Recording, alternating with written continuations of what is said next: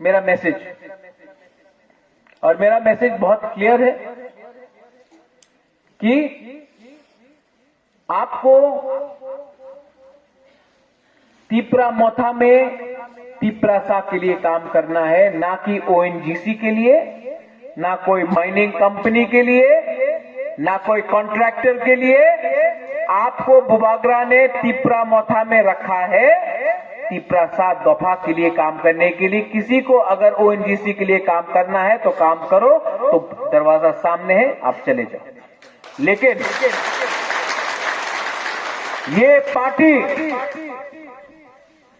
जो खून, जो पसीना बहा के हमने ये पार्टी बनाया है, दफा के लिए बनाया है, ओएनजीसी और कोई कॉन्ट्रैक्टर के लिए नहीं बनाया है।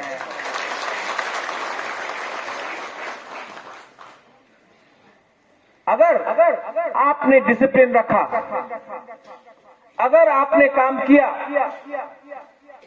तो बुबागरा, ये लोग क्या बोलता है, ये लोग आपको थोड़ा रंग देगा, कॉन्ट्रैक्टर लोग थोड़ा सा गैस का कंपनी थोड़ा वो देगा, माइनिंग करेगा, बम ब्लास्ट करेगा।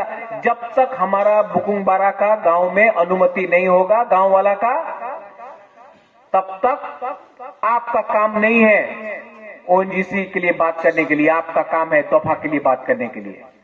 Is a clear instruction.